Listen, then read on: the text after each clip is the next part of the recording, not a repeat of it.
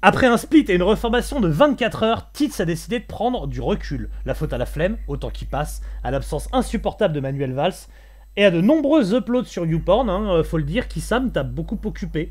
Pornhub. Pornhub, toi c'est Pornhub, t'es ouais, plus... non, Oui, c'est vrai que c'est la facilité de navigation. Bon. Non, tu parlais de quoi non, National Geographic, sinon dans ce plus. Non, je parlais de porno, mais je voulais en profiter pour introduire les gens, parce que c'est ça qui est beau dans le porno. Introduire les gens. J'en ai un dans ma besace que s'il a terminé Pornhub en une semaine, c'est l'homme qui tire plus vite que sur sa bite que sur son ombre. Il s'appelle PA, il apparaît. PA, comment tu vas mon poulet? Bah bonjour, c'était pas en une semaine, c'était pendant le Covid, ça m'a pris 2 jours. Il a terminé Pornhub. PA pas trop près du micro, c'est pas une bite d'espagnol qui est devant, tu peux reculer. Je suis assez loin du micro pourtant. Est-ce que t'es comme moi, PA? Est-ce que tu regardes les films porno jusqu'au bout pour voir s'ils se marient à la fin? J'ai toujours été déçu, moi, mais... Bon. Marrant. Quitte à parler porno, sachez qu'il y en a un parmi nous. Il y en a un parmi nous qui consomme son porno avec du poil, de l'éclairage et de la bougie, et Brigitte Lahaye sur une table en marbre. En écoutant du... Comment ça va? En écoutant Mylène Farmer. Comment ça va? Non, tout est vrai, ça va. Ça va bien. C'est vrai que je préfère les années 70. Comme pour le hard rock. T'écoutes de la galoche. Non, très peu. Je connais très mal. Reste là. Ne bouge pas, ne change pas. Putain, je vais te dire un truc, je peux te filer une grosse arme de destruction massive, Sam, c'est cadeau, je te l'offre, qui va pouvoir abîmer PA et moi dans la foulée. J'arrête pas de voir des gens à qui j'ai fait découvrir Wayfarer me dire c'est trop bien, ça me rappelle la galoche. Et du coup, je suis hyper emmerdé parce que... Non, ça n'a rien à voir, ils ont des chapeaux. Est-ce qu'on peut remonter quelques titres où je te parle de Wayfarer? Est-ce qu'on peut remonter... Est-ce qu'on peut remonter avant quelques titres où je te parle de Zillen Ardor? Est-ce qu'on peut remonter quelques tisses où je te parle de Ghost?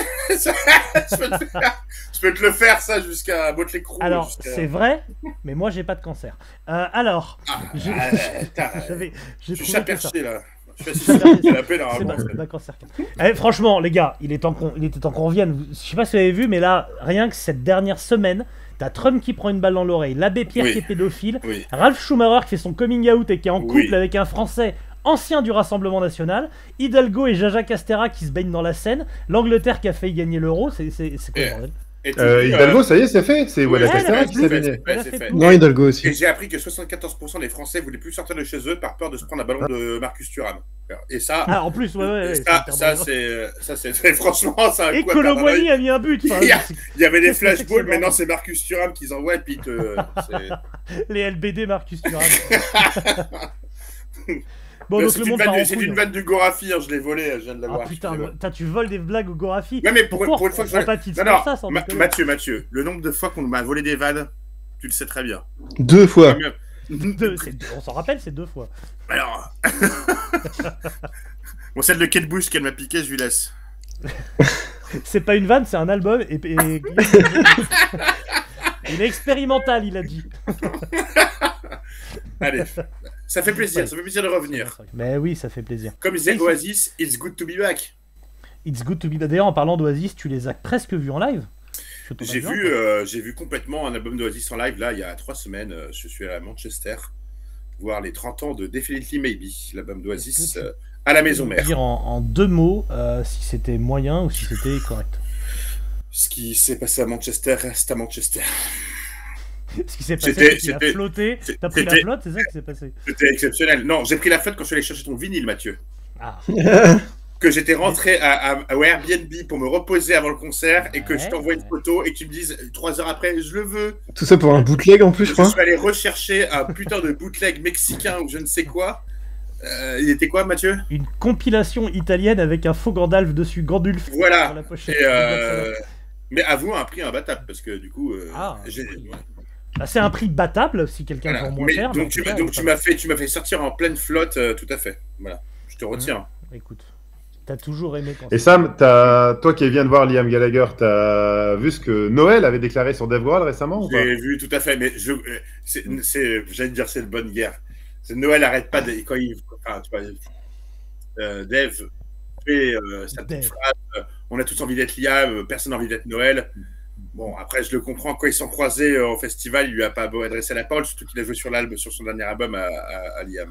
Mais bon. Oui, Liam et Dave Grohl sont très potes, quoi. Donc, ça, c'est les petits trucs. C'est les petits trucs. Noël est en train de divorcer. Il voit que son frangin est voilà, tout est sold out, donc je pense qu'il doit l'avoir un petit peu là. Mais on verra l'année prochaine. Mon petit PA, tu viendras avec moi si. C'est mon rêve. J'ai vu Liam Gallagher 4 fois ou 5 fois sur scène, mais par contre Oasis jamais. Donc Oasis, je signe tout de suite. Soit il refait l'année prochaine une tournée de What the Story Morning Glory, comme il a fait cette année, soit il fait notre avec Oasis, on ne sait pas. Les places seront vendues en 0,3 microsecondes. Mais... Ah bah oui, ça. T'attends un an de plus et ça sera sur la main stage du Hellfest. De toute façon, faut pas s'inquiéter. J'espère. Bah, tu sais que j'en ai parlé avec certaines personnes en disant est-ce que c'est possible qu'Oasis ou que Liam Gallagher soit un jour sur Hellfest. Qui a vu Prodigy là parmi vous au Hellfest? C'est marrant, moi j'essaie de mettre Dua Lipa, j'attends la réponse. Ils réfléchissent. Non, j'ai pas vu Prodigy, non. Je pense que personne n'a vu ici.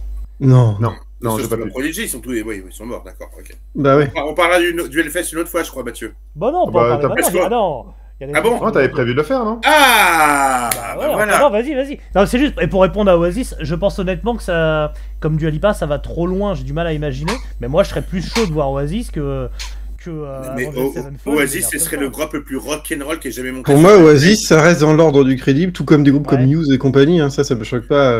Je veux dire, c'est. Depuis que j'ai intoxiqué Mathieu Bellamy de Muse avec des champignons hallucinogènes à Rock en Seine il y a plus de 10 ans et que je l'ai tenu la cuvette des chiottes pour qu'ils vomissent. Je pense pas il l'a jamais raconté celle-là. Ah si, je pense qu'il l'a raconté. Je pense qu'il est pas fait pour le Hellfest. Il est pas prêt. La vraie histoire, si vous voulez l'anecdote, on est au Rock en Seine en backstage. On est dans les toilettes avec des copains des zones VIP et puis on fait ce qu'on fait dans les toilettes d'habitude. Il me suce. Non, on se fait des grosses poutrances, quoi. Et Mathieu Bellamy rentre et puis il nous voit sortir des toilettes et puis il nous regarde. Et il nous montre qu'en rigolant, moi aussi je peux. Et vu qu'on voulait pas lui filer du tout de notre C, on lui dit j'avais un vieux paquet de mushrooms qu'on m'avait filé d'Amsterdam, je crois de la tournée de la God avant, mais qui devait être dans mes poches depuis au moins 1 semaine et demie. Et je prenais pas trop de champignons hallucinogènes. Je fais, ouais, t'en veux, mais j'ai ça. Et au lieu de sortir de la C, je lui sors les champignons hallucinogènes. Et il fait, ah, ok, on les prend comment? Je fais, il y a le catering derrière. Il y avait le petit truc de thé à eau chaude là. Tu les mets dans l'eau chaude et tu bois et t'avales. Regardez les vidéos si ça existe de ce concert au Rock en Seine. Je pense qu'il s'est chié dessus en direct. Il était pas bien. Il allait gerber direct après. Il jouait, mais 3 heures après. Il était dans un état pas possible. Donc, aux gens, si vous avez vu ce concert-là, c'est ma faute. C'est à cause de toi qui. C'est moi, merci beaucoup. Bravo. Mais bon, ça, on est quand même en dessous sur l'échelle de la gêne de Mathieu au Hellfest qui se fait passer pour Gojira avec moi, quoi. Ah non, mais celle-là, elle est exceptionnelle, celle-là, franchement. Elle a failli mourir ce jour-là, moi, je pensais, elle est crevée. J'ai eu honte pour toi alors que j'étais même pas vécu la scène. Moi, il a réussi à me foutre la honte. Pour te dire, pourtant, je suis à une échelle de 1 à Emmanuel Valls sur la honte. Tu vois, Et t'imagines, t'as fait croire à un groupe qui pourrait faire la première partie de Gojira. Et il est traité de nazi en plus. Mais non, mais j'étais bourré. Ouais, bah c'est pas une excuse pour l'avoir violé, pardon. C'est ce que disait l'abbé Pierre. Bah, bref. Non. C'est carte. Voilà. Pas les idoles. Non, je rien à branler de l'abbé Pierre. Je pisse au cul, moi. Il verse 54 dans son fion, non. Ça reste un cateau pédophile, excusez-moi. Alors, et j'annulerai pas les teases parce que Tenacious D a annulé toute leur tournée pour avoir dit la prochaine fois que vous visez Trump, vous lui mettrez dans la gueule, ils ont annulé toute leur tournée. Moi, non, c'est Jack Black. C'est Jack Black qui a tout annulé. Je n'annulerai pas les teases, Mathieu. Quoi? T'as dit que l'abbé Pierre était un cateau pédophile? On arrête tout. Mais c'est un peu bizarre parce que j'ai dit des trucs bien pires avant. Oui, c'est vrai. Bon. Ouais, c'est possible. Donc le Hellfest. Vas-y, le Hellfest. Alors moi, j'ai une anecdote Rockin' Bourlon / Hellfest. Au Rockin' Bourlon, je suis au bar VIP. D'ailleurs, j'embrasse Vince qui était là, qui m'a permis mon Vince. Pas payer énormément de boissons. Et j'ai récupéré une semaine après Manchester. Oui, exactement. Il est pas méta. Il y avait Ellie qui était là. Oui, il m'en a parlé des étoiles dans les yeux. Et il y a un moment le batteur de Wormrod qui, après son concert, vient de voir. Donc Wormrod, c'est un groupe de grind indonésien. Oui. Pas que indonésien, mais lui, il est encore. Déjà, le mec raconte son concert en disant ouais, c'était cool, mais comme j'ai une triple fracture au poignet, bah, c'était un peu douloureux. Le mec joue du grind avec une triple fracture au poignet. Et personne n'a rien vu. Il n'y a pas de différence, on est d'accord. Non, bah non, c'était n'importe quoi. Et le mec me regarde, il s'approche et il me dit mais tu as des problèmes de constipation.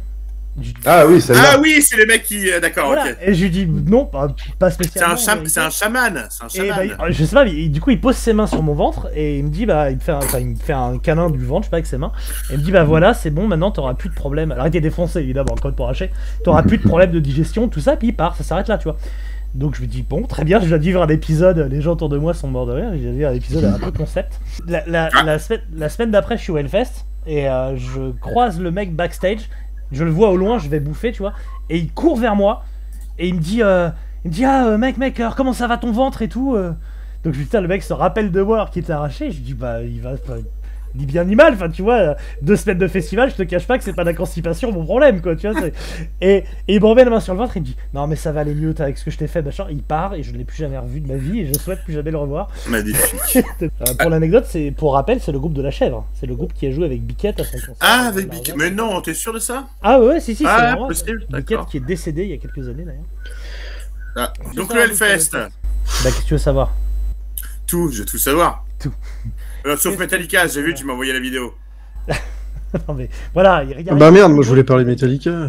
Bah vas-y, Guillaume. Vas-y. Moi j'ai vu 3 titres, après j'ai tellement saigné des oreilles que je suis parti. Non mais il m'a envoyé la vidéo, c'est pas possible. C'est un scandale. Non mais moi ce qui est marrant c'est que comme les 3 quarts des gens que je croise après le concert savent que je suis... que c'est vraiment un groupe dont je suis immensément fan et sur lesquels j'écris beaucoup et sur lesquels je parle beaucoup, etc. Donc tous les gens, ils viennent me voir, ils attendent, tu sais. Alors, Metallica hier, et je fais c'était nul à chier. Voilà, et là, ils font ah putain, ouais on est d'accord, c'était nul. Ah, j'ai vraiment pas aimé, mais j'attendais de savoir ce que t'en pensais pour être sûr. Et pour pas te vexer ou quoi. Non, c'était horrible. C'est le pire concert que j'ai vu d'eux. J'ai dû les voir une vingtaine de fois. Et on est d'accord qu'au même moment, il y avait Dismember qui jouait. Il y avait Dismember et Julie Christmas. Donc, je ne comprends pas une seule seconde. Je serais 100 fois aller voir soit Julie Christmas, soit Dismember. Moi, attends, la mauvaise foi de Sam. Je serais allé voir 100 fois Julie Christmas. Non, mais c'est pour faire plaisir à PA. Non, mais c'est faux parce qu'en plus, j'aime bien l'album Mariner où elle a chanté dessus. Et j'ai toujours aimé Julie Christmas. Et tu peux même, je le confirme, j'avais fait chroniquer à l'époque. On est bien d'accord que c'est la chanteuse de Made Out of Babies. Made Out of Babies. Oui, ça m'est peut-être bien chroniqué sur VS. J'avais chroniqué sur VS. Ouais. Tout à fait. Donc, Mathieu. Bisous, hein. Ena. Et Nananer. J'étais à Non, j'aime beaucoup Johnny Christmas. Ce qui se passe, c'est que de toute façon, Guillaume, il avait pas d'autre choix. Il le chroniquait pour Record aussi le concert, donc il devait rester. Il pouvait pas rage quit en fait. Potentiellement, tu l'aurais peut-être fait d'ailleurs, Guillaume, si t'étais pas là pour Record, t'aurais sûrement rage quit. C'est possible. Ouais, franchement, arrivé à mi-chemin, je me disais, je passe vraiment un mauvais moment et j'ai pas trop envie de voir ça, quoi. Ah ouais, t'as subi le concert, quoi. Ah oui, mais déjà, moi, l'année dernière, les concerts au Stade de France, c'était pas ouf. Hein. T'étais dans le Snake Pit, là? Non, pas cette année.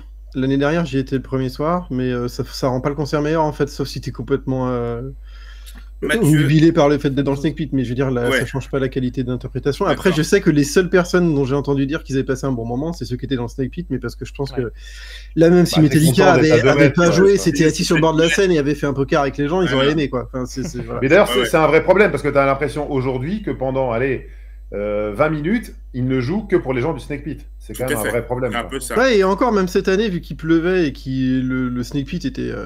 les pistes du Snake Pit étaient trempées d'eau, gorgées d'eau, ils ont pas bougé, ils sont restés sur le fond de la scène et ils jouaient un peu pour personne, en fait. Ouais. Moi, j'ai vraiment eu l'impression qu'ils avaient pas trop envie de jouer, qu'ils se faisaient chier et qu'ils ont expédié leur set vite fait, quoi. Bon, voilà, donc Metallica, c'est fait, c'est rhabillé. Il y avait pire, il y avait Foo Fighters, mais je pense que ça... PA, non, j'ai pas vu, moi. T'as pas le droit. Sam, c'était moi, je peux en parler sérieusement. Vas-y, parlons-en sérieusement, s'il te plaît. Alors, là où Mathieu a raison, c'est qu'effectivement, les groupes qui jouent 2 heures maintenant, mais je pense que c'est à peu vrai dans tous les concerts, pas forcément sur les concerts de festival. Effectivement, ils ne sont pas là que pour jouer leurs morceaux. Il y a une volonté de faire le show. Et pendant tous les concerts que les Foo Fighters ont fait sur leur tournée européenne, ils ont fait à chaque fois des petites reprises de morceaux différents, un peu comme l'ont fait Metallica avec Indochine, sauf que là, t'as des musiciens qui sont pas cramés. Donc c'était vraiment pas mal. Mais musicalement parlant, moi j'ai trouvé que c'était une tuerie. Ils ont joué que des tubes. Dave Grohl tu sentais que c'était une première pour lui en concert métal. Il a fait Et là, je peux comprendre peut-être que quand tu es juste neutre, il a gueulé pendant quasiment tous les morceaux. Il chantait parfois, il chantait pas, quoi. Ce que j'ai entendu sur le concert, c'est qu'il était incroyable au niveau énergie, mais que Dave Grohl avait plus de voix, mais que l'intention qu'il avait, l'énergie et ce qu'il dégageait était assez. Il y avait une belle sensibilité. C'était assez fou. Et moi, pour moi, c'est pas qu'il a plus de voix, parce que sur les autres concerts que j'ai pu voir en vidéo, il est toujours là, sauf que là, tu as l'impression vraiment, il a voulu gueuler. Ouais, je suis un frère du métal, quoi. Tu vois, il avait vraiment. Mais la setlist était cool. La setlist, c'était incroyable, quoi. Et je rappelle. Ils ont joué Steak Actors, parce qu'il y a un morceau que t'adores. J'adore. Et on est d'accord qu'il n'y avait pas de smear sur scène. Pas de quoi? Il n'y avait pas de smear.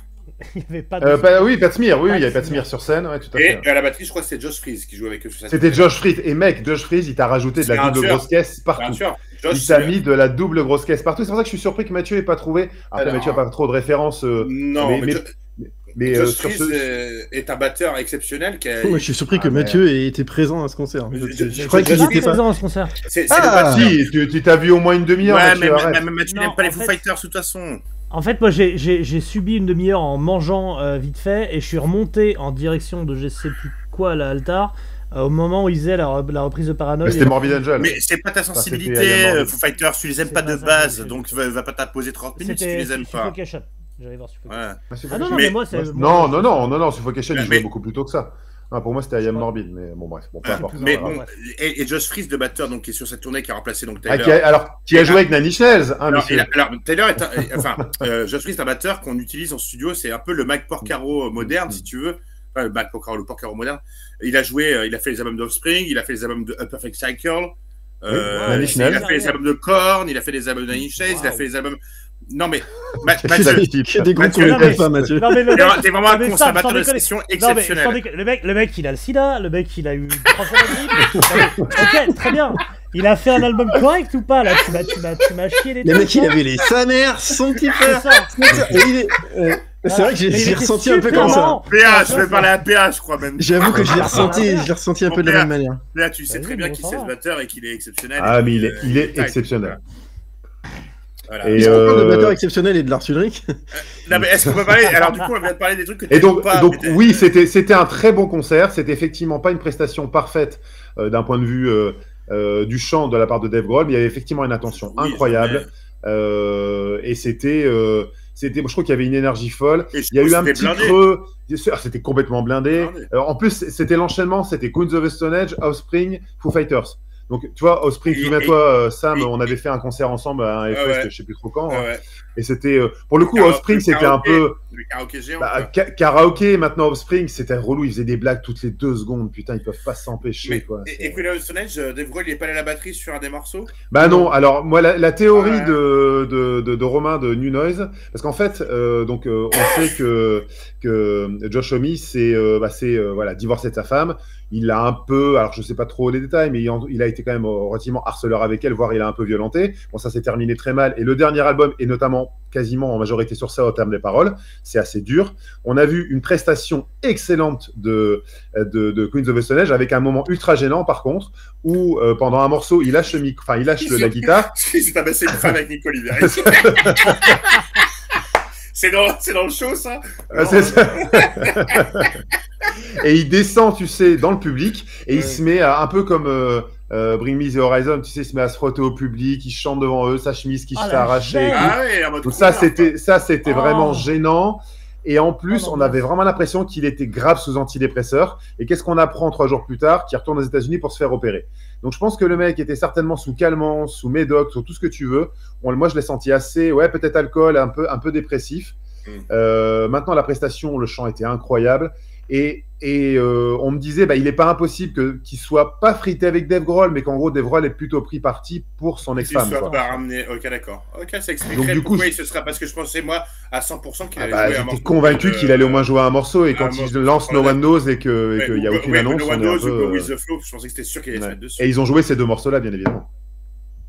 Non, c'était très très bien. C'était franchement très très bien, à part ce moment gênant où il va dans le public, quoi.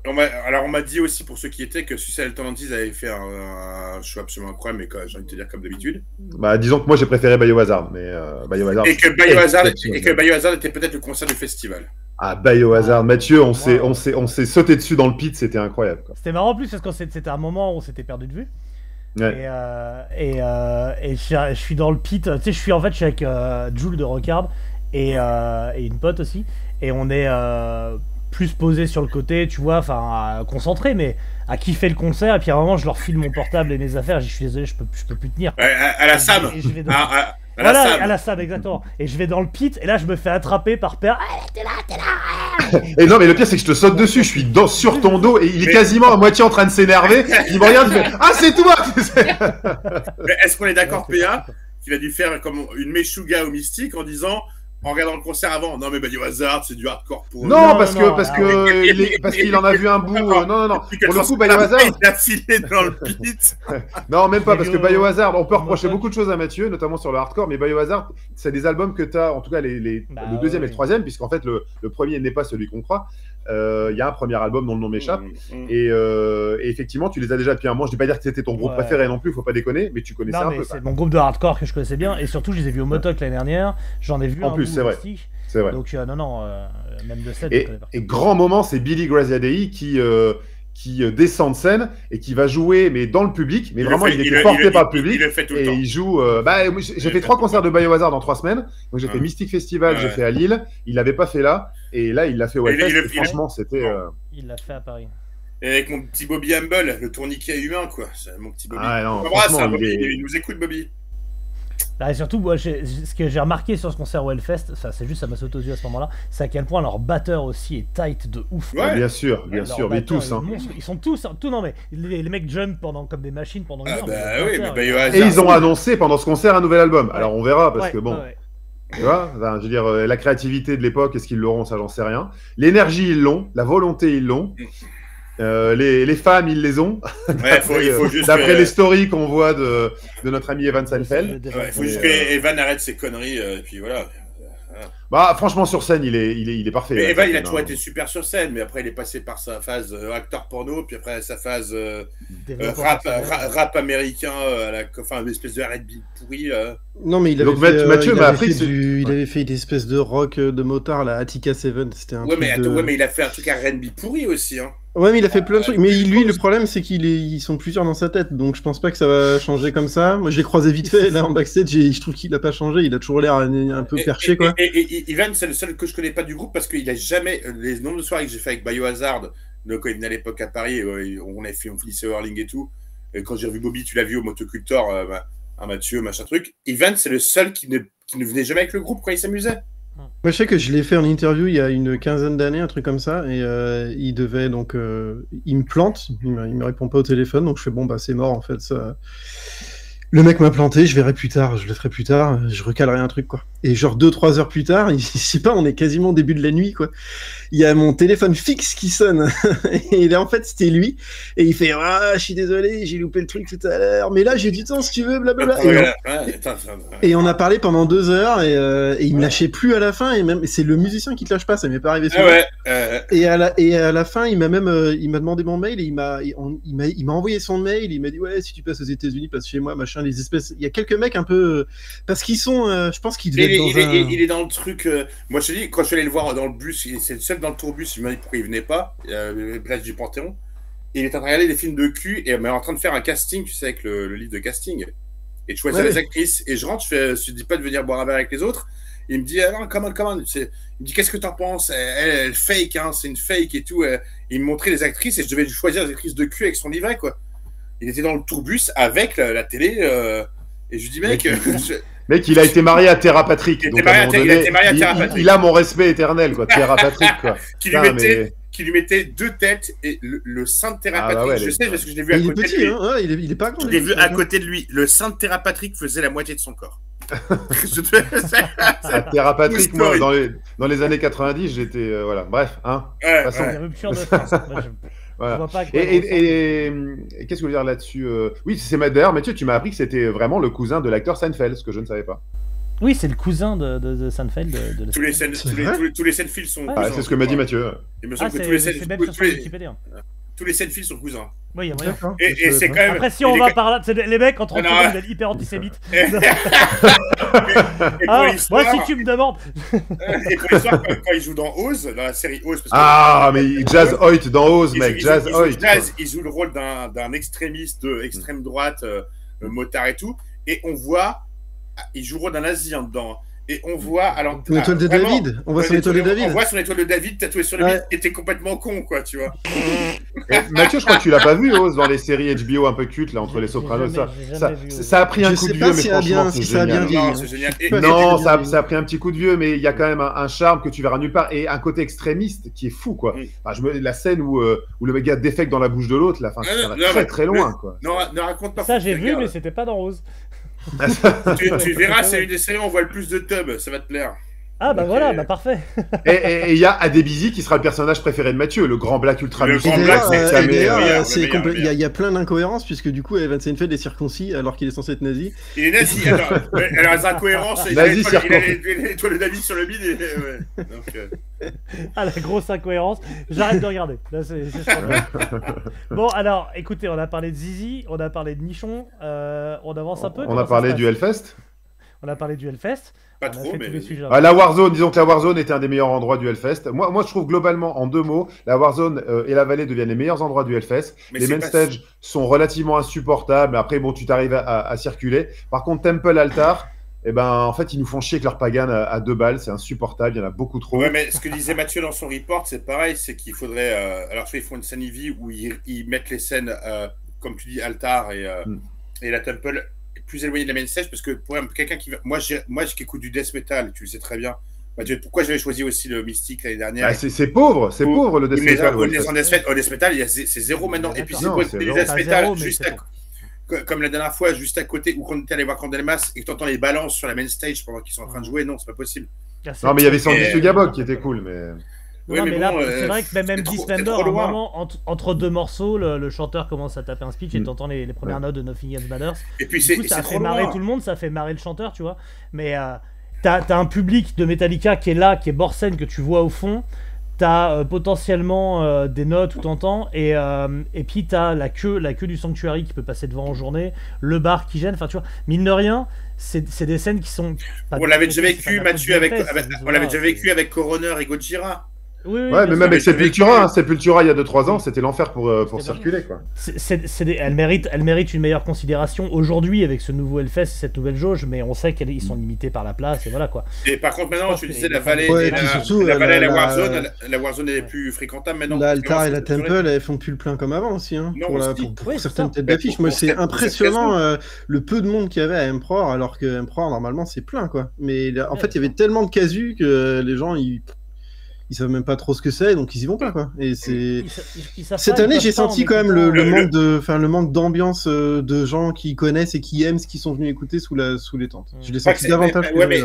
Guillaume, pas que cette année. Regarde, on l'avait vécu aussi la dernière fois. King Diamond qui avait fait un show exceptionnel. Il n'y avait pas grand monde dans. Enfin, c'était pas rempli. Il y avait Metallica en même temps. Ouais, mais c'était plus rempli qu'Emperor. Je te jure, Emperor c'était choquant. Hein. Vraiment, ah ouais. Coroner aussi, ça m'a choqué, moi, qui avait pas. Mais moi, je m'en fous, j'étais au concert. C'est vrai que Coroner, on avait réussi à aller vachement devant.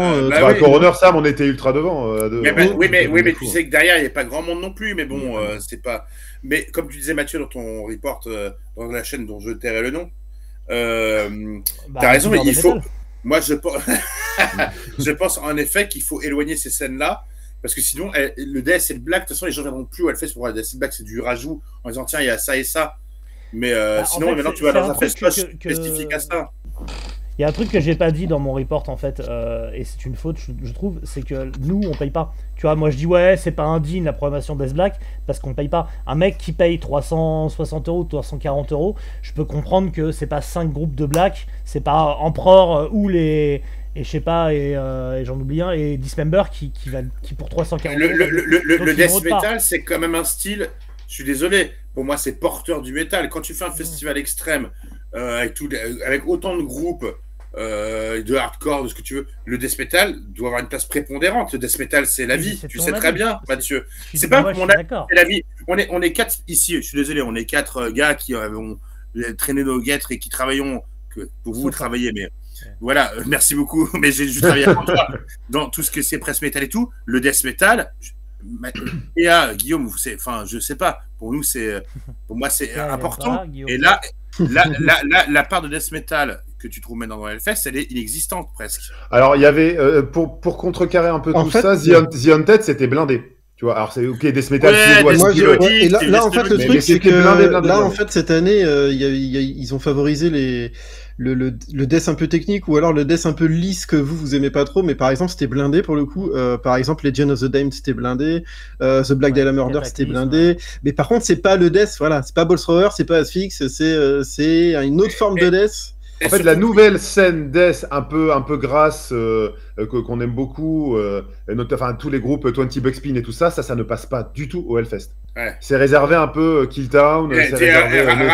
Rassure-moi, Immolation, il y avait du monde quand même. Écoute, moi je n'y étais pas, il y avait autre chose en face. Donc, ouais, Immolation, je l'ai pas. Ah non, c'était pas le jeudi, je crois, Immolation, je pouvais pas être là le jeudi. Mais c'est vrai que par contre, tu vois, tu mets le doigt sur un truc, moi j'aurais bien pris un Ultar ou comme ça, quoi. Tu vois, et c'est pas comme si l'année dernière il y avait des albums incroyables de description. Et bien sûr, bien sûr. Cette année, il y a Ulcerate, il y en a, mais mon gars, mais il y a des albums cette année de death metal exceptionnels. Donc, après, l'avantage et l'inconvénient du Hellfest, c'est qu'il y a des gens qui programment les scènes et qui programment vraiment avec leur goût. Ce qui, pour moi, est un truc à préserver parce que ça permet d'avoir des trucs cool sur lesquels les gens ont flashé. Mais si c'est le cas du Heavy, par exemple, t'as pas de gros fans de Heavy dans les programmateurs, du coup, t'en as pas. Tu vois, là, il y a eu un effort sur la main stage. Voilà. Donc, si les groupes 20 Buckspin ne parlent pas vraiment à celui ou celle, j'ai un doute, qui fait ces scènes-là, t'es un peu niqué. C'est le revers de la médaille. Mais pour le coup. Oui, mais Mathieu, je contrecarrer ton argument. Des festivals Heavy spécialisés, il y en a. Des festivals death spécialisés, il n'y en a plus. Le Netherlands Death Fest. Si, à Copenhague. Copenhague, pas en France. Copenhague, Mathieu. Oui, mais... en France, non. En France, non. Il y en a plus. Donc là, il y en a plus quoi. Il y en a plus quoi, Sam. S'ils jouent pas au Hellfest, où ils jouent, ils viennent pas en France. Si, le festival de comment il s'appelle, du mec qui fait à Paris ici. Le Winter Rising. Winter Rising Fest. Et les généralisent. Enfin, généralisent. C'est que du death metal. C'est que du death metal. Il y a du death. Rien à voir. Mais ce que je veux dire, c'est une scène comme le Netherlands Death Fest, comme il y avait avant. T'as le Killtown, Sam, t'as le Killtown Death Fest, et t'as le Brutal Assault quand même. Il faut aller en Hollande, au Danemark, il faut aller dans le Nord. Bien sûr. Le Brutal Assault, quand même, l'affiche est incroyable. L'affiche du Brutal Assault est incroyable. Un peu pointu, il y a le Tyrant Fest quand même, faut le noter. Oui, je disais, Mathieu se trouve un peu exagéré parce que le Heavy, je trouve quand même assez bien représenté sur plein de festivals. Ils ont leur propre festival en France, en Angleterre, partout. T'en as du Heavy, c'est revenu, c'est en effet, il y a la mode, je trouve que c'est assez bien représenté partout maintenant, au Court of Chaos, où tu veux, quoi. Donc, en refoutre encore une scène à part au Hellfest. Ah, mais de toute façon, ça arrivera pas. Donc, Non, mais surtout, la scène à part au Hellfest, elle va bider. Enfin, les gens, ils viendront pas pour ça. Hein. Ils viendront pas pour voir Kiriton Gold et Vilod. Hein. On est d'accord. Ou Mania Road. Ce qu'il faudrait, c'est un Fall of Summer. Personne veut voir Mania Road. En fait, ce qui manque, c'est un Fall of Summer. Personne de groupe veut voir Mania Road. Mais il y a que Mathieu qui écoute Mania Road. Non, mais Mania Road, mais quel enfer. Non, mais ce qu'il faut, t'as raison. Ce qui manque, c'est un Fall of Summer. C'est voilà. Ça. Qui ferait Death Black. Et que de l'extrême. Death Black Heavy. Magma. Trash. Death Black Heavy Trash. Voilà. Bon. Et alors moi je dis juste 2 secondes, mais vraiment 2 secondes du Mystic Festival, Sam, le concert de Terrorizer, c'était la poutre de violence comme j'avais rarement vu. Jamais je peux pas dire ça parce que je vais pas me souvenir de tout. C'était d'une violence, mec, t'aurais adoré. C'était vraiment incroyable. J'ai adoré Terrorizer. Je serais bien venu si j'étais pas en train de vomir dans mes toilettes en rampant. T'aurais pu le faire là-bas parce que quand tu t'es fait des super soirées. Ah, t'as bien picolé, mon salaud. Il y avait mon ex au bar ou pas? Non, on l'a pas vu, j'ai cherché, elle était pas là. Ah, tu l'as cherché? Ouais.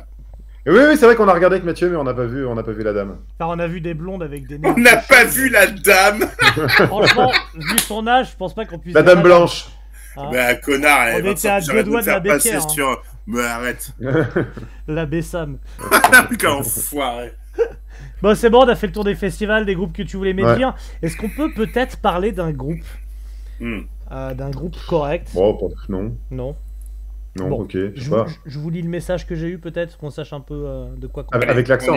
Il est d'où la personne qui a fait le message? Alors il s'appelle François Médart, donc Mes Fléchettes. Ah, Mes Fléchettes, François Mes Fléchettes. Bisous, François Mes Fléchettes, oui. Alors il connaît les arcanes de Tits et il savait très bien que j'allais faire un accent. Il connaît. Du coup, il m'a bien mis dans la merde. Vous êtes prêts? Liebe Felsennippel. Nippel en Oder Germanen, wir sind nicht weit.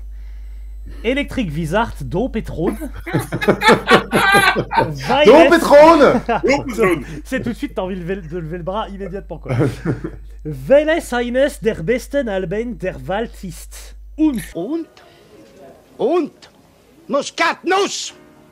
Muskatnuss, Herr Müller. Tu sais, Mathieu, là, tes ancêtres sont en train de se retourner dans leur camp de concentration. Ah bah clairement. Enfin, je suis désolé, tu sais très bien. De se retourner dans leur camp de concentration. Les ancêtres sont dans un camp de concentration, ils sont concentrés depuis très longtemps. T'as confondu avec de la tomate. T'entends de parler allemand, ça va être... Mais j'ai fait allemand première langue. Bon, donc il disait... arrête de me couper s'il te plaît, sinon je te déporte. Sinon je serai ton rabbin. Comme disait mon rabbin, coupé. Alors, und du hast bereits den Nailbomb gemacht. Im schlimmsten Fall, oh putain, kannst du comme my fanatics machen, aber mit eine guten Ausrede. En gros, il dit, vous auriez pu aussi faire comme my fanatics, qui est cool. J'aurais bien aimé vous proposer Nailbomb, mais vous l'avez déjà fait, donc je vous propose Electric Fissart, Topesronia. Topefrode. Bon. Dire un peuple, une voiture, un fureur, vas-y. Voilà. Eh ben écoute, oui. Alors, est-ce que c'est un groupe que vous avez découvert pour le titre ou est-ce que vous le connaissiez déjà? Vous n'avez pas écouté, super, ok. Non mais voilà, pour des gens comme nous, c'est-à-dire des gens d'une certaine élite de moisissure, de drogue, pour un mec comme Sam par exemple, qui est polyconsommateur de tout ce qui peut abîmer le cortex. Non, plus du tout maintenant. Tout ce qui peut aller dans le nez. J'ai du pain au levain, là, mec, vous me faites passer pour quoi et tout? Note qu'il a pas été touché ton pain, il est 21h48. Guillaume Fleury m'a jamais vu prendre de la drogue. Même lui, fais cette même phrase et remplace Guillaume Fleury par Mathieu Yassef qu'on rigole. Ou par moi, hein, tu sais. Ou par PA. Je vous emmerde déjà. Non, mais en plus, je suis même pas sûr. Ah, tu vois, je te l'avais dit. Bah, en fait, c'était du sucre que je mets. Bah putain, tu vas avoir un diabète du nez, moi je te le dis. Alors. Donc comparé à Electric Wizard, putain, pourquoi Electric Wizard, pour beaucoup, c'est le groupe de la meuf blonde trop bonne qui vieillit jamais, ou alors le groupe qui est bien une fois sur deux en festival. Mais en vrai, c'est pas du tout ça. Pas du tout. Surtout, un contexte. On va parler. Alors, j'ai un contexte qui suffit à lui-même, c'est-à-dire j'ai copié-collé la première partie de Wikipédia. Ah ouais, t'es comme ça, toi. T'as pris le rôle de Sam. Zéro effort, quoi. Ah, zéro effort, mais comme ça sera rapide. Espèce de Sam, quoi. T'avais pas eu ton libre hier, quand t'avais plus internet? Ça s'est passé comment Non, j'en ai profité pour créer un réseau Wi-Fi parallèle. Alors, Electric Wizard, groupe de doom britannique originaire de gens on s'en fout dans le Dorset, sud-ouest de l'Angleterre, ça a son importance, qu'on en parlera plus en détail. C'est un groupe des sous-bois humides et pas de Londres, et ça s'entend. Le groupe est formé en 93, on s'en branle, compte 8 albums en vrai, il en compte 2. 2 ayant révolutionné le genre, à savoir comme My Fanatics. Quel salaud. T'es un salaud, Mathieu. Ouais, Mathieu. Je vous tease un peu, Donc voilà, je pense que révolutionner le genre, le mot est un peu fort d'ailleurs au passage, mais ils sont évidemment extrêmement marquants. Ces deux albums permettent à Electric Wizard de devenir les piliers de la scène Doomstoner, très bien. Caractéristiques sonores du groupe, ça va du sludge au stoner, en passant par le doom, vous enflammez un peu, mais pourquoi pas, à travers les paroles de leurs chansons. Toujours un peu de psychédélique, ouais, quand même. On retrouve des thèmes récurrents comme les films d'horreur, l'auteur H.P. Lovecraft et la drogue. Et ça, messieurs, c'est un procès d'attention dégueulasse. On n'a aucune preuve qu'Electric Wizard consomme du H.P. Lovecraft en vrai. C'est pas excellent. Parce que oui, ça va être difficile de pas parler de drogue, hein, en vrai, quand on parle d'Electric Wizard. Est-ce que quelqu'un veut parler de... En parlant de drogue, t'es pas en train de fumer comme un gros schlag pendant le... Si, exactement. Pour savoir. Putain, avec ton t-shirt blanc dehors, t'as une dégaine des années 90. Mec, on dirait un behind the scene de Cliffhanger, quoi. C'est le mec qui fume. Je prends ça comme un compliment. Le mec qui est en train de me parler a un maillot de Reggie Miller qui te boudine et que tu as acheté avec moi à Birmingham. Avec toi, oui, en plus. J'ai énormément de points communs avec Reggie Miller. S'il te plaît. Agile, noir. et extrêmement bien membré. Exactement, voilà. Je m'identifie comme Reggie Miller. Tu vas faire quoi, hein? Bon.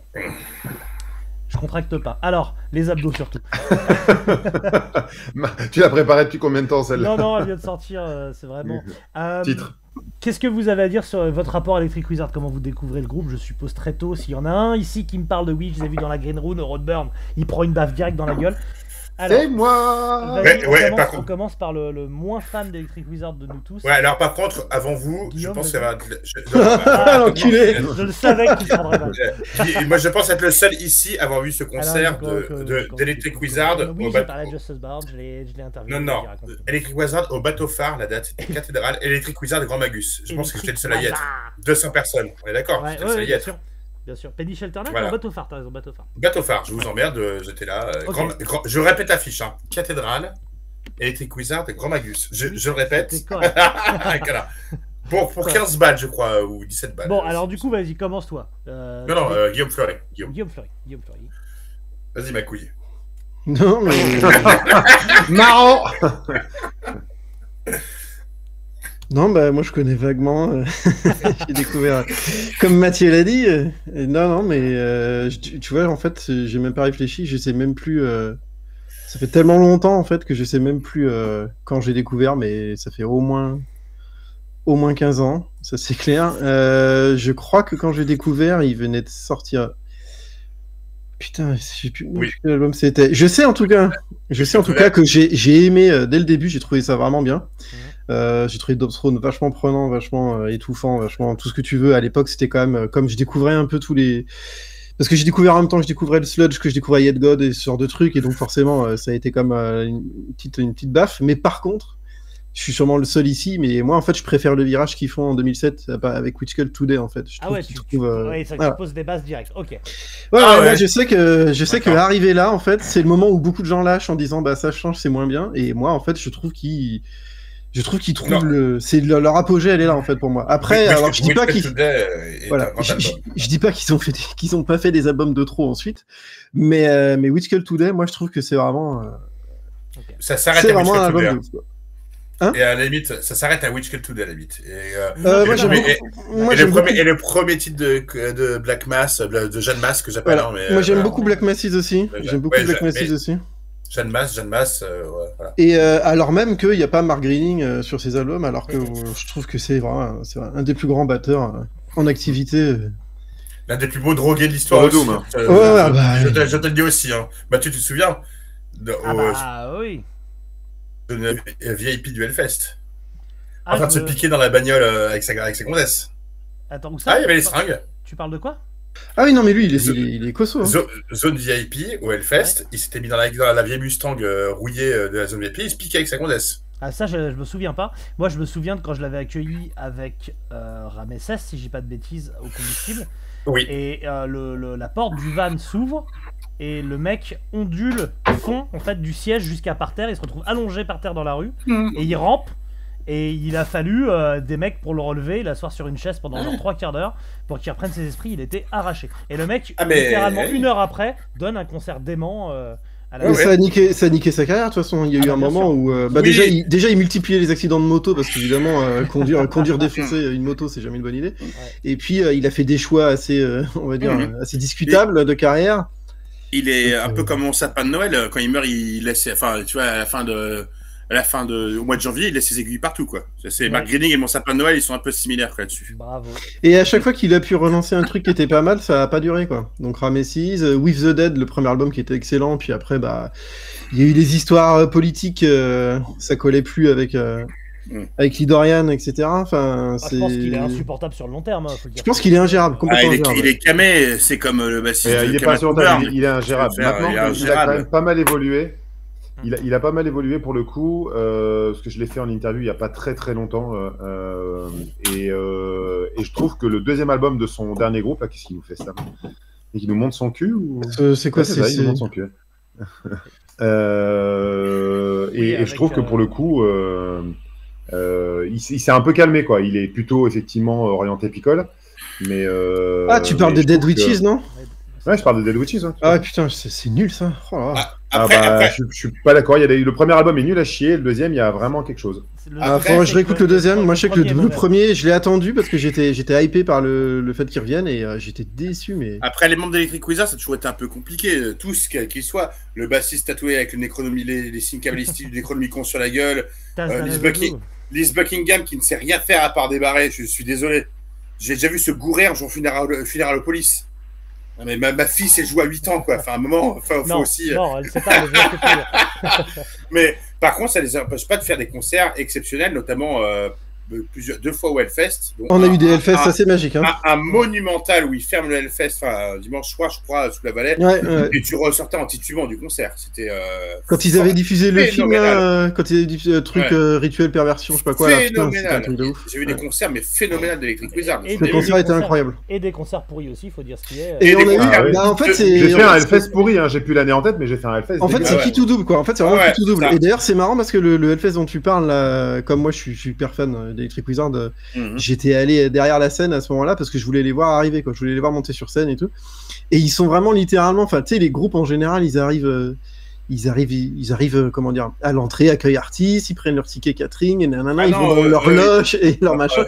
Eux, ils sont arrivés avec leur petit camion tout pourri, l'espèce de petit camping-car hollandais tout moisi, que tu te demandes comment ils roulent encore le truc, et ils ont garé ça derrière la scène, genre mais 1 minute 30 avant de monter sur scène. Et ils sont montés sur scène, ils ont rien fait, pas de balance, pas machin, ils sont arrivés, ils ont balancé, et c'était un truc de ouf. C'était vraiment super impressionnant, quoi. Ce concert était incroyable. Et le suivant était nul. Et après, le suivant était incroyable. C'est une fois sur deux, quoi. Et celui du Mystique, nous, en 2023, l'année dernière, n'était pas terrible du tout. Pas du tout c'était très générique, quoi. On s'est fait chier. Exactement, tout à fait. Alors que nous, au Hellfest, il y a 2 ans, c'était très bien. 2022, c'est ça.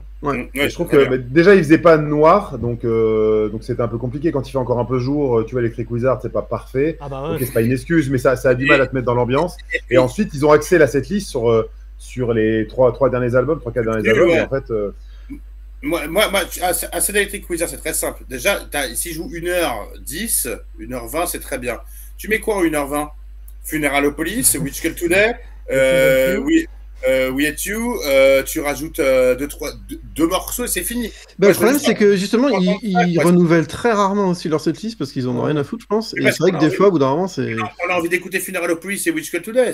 Return Trip qui joue 3. Return Trip, il le joue à chaque fois aussi, ouais. Et moi, j'aimerais bien qu'ils jouent à chaque fois The Chosen Few, mais ils le font une fois sur 2 ou 3. Donc là, on est là pour parler de Dob's Throne. On raconte tous notre rapport à Electric Wizard ou pas? Vas-y, Père. T'as eu un rapport avec Electric Wizard? Ouais, exactement. Je peux dire que je suis pas fier. Hein. Il y en a, il faudrait pas se vanter. Non, moi je découvre en 2002 avec Let Us Pray, que j'ai du mal à appréhender parce qu'on entend quasiment pas le chant. Oui, et l'envie est enfant du mix. Ouais, donc moi je suis intrigué quand même par ce truc-là. C'est ma période Rise Above où j'écoute vraiment tout ce qui se passe. Et après je vais à rebours forcément sur Come Fanatics et Dob's Throne.